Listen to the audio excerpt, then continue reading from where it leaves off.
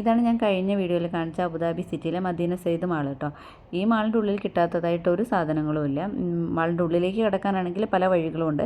അപ്പോൾ നമ്മൾ കയറിയ വഴീൻ്റെ രണ്ട് സൈഡിലുള്ള ഒട്ടുമിക്ക ഷോപ്പുകളും നമ്മുടെ നാട്ടുകാർ തന്നെയാണ്. അപ്പോൾ നമുക്കൊരു നാട്ടിലൂടെ നടക്കുന്ന ഫീലാണ് കേട്ടോ. എവിടെ നോക്കിയാലും മലയാളികളുടെ സൗണ്ട് മാത്രമേ ഉള്ളൂ. അങ്ങനെ മുകളിൽ വന്നിട്ട് ഒരു ചായ കുടിക്കാൻ വിചാരിച്ച് ഇവിടെ വന്നത് ഒരു മലയാളി റെസ്റ്റോറൻറ്റിൽ തന്നെയാണ്, നോട്ട്ബുക്ക് റെസ്റ്റോറൻറ്റിൽ. അപ്പോൾ ഇവിടുന്ന് ചായ കുടിച്ച് ഞങ്ങൾ നേരെ താഴേക്ക് ഇറങ്ങിയിട്ട് അപ്പോൾ നേരെ പോകുന്നത് ഈ കാണുന്ന ജ്വല്ലറിയിലേക്കല്ല കേട്ടോ. ഇത് ഫാൻസി ആണെന്നൊക്കെ തോന്നും, പക്ഷേ ജ്വല്ലറിയാണ്.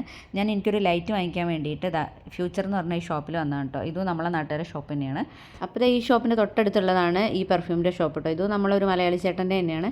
അപ്പോൾ ആ ഏട്ടൻ എനിക്കിനോട് പെർഫ്യൂമിനെ കുറിച്ച് എന്തൊക്കെയോ കുറേ കാര്യങ്ങളൊക്കെ പറഞ്ഞ് അവസാനം എനിക്കൊരു പെർഫ്യൂം വാങ്ങിട്ടോ. എനിക്കും പെർഫ്യൂമുകളോട് കുറച്ച് കൂടുതൽ ഇഷ്ടമുള്ള കൂട്ടത്തിലാണ്. അപ്പോൾ ഞാനൊരു ലൈറ്റും വാങ്ങി. ഇനി ഞങ്ങൾ നേരെ ബസ് സ്റ്റോപ്പിലേക്ക് നടക്കുകയാണ് കേട്ടോ. ബസ് സ്റ്റോപ്പിൽ ചെന്നപ്പോൾ ഭയങ്കര തിരക്കാണ് കേട്ടോ. ഒരു ജില്ലയ്ക്കുള്ള ആൾ തന്നെ ബസ് സ്റ്റോപ്പിലുണ്ട്. ഭാഗ്യത്തിന് എന്താ ബസ് കയറിയപ്പോൾ എനിക്കൊരു സീറ്റ് കിട്ടിയിട്ടുണ്ട്.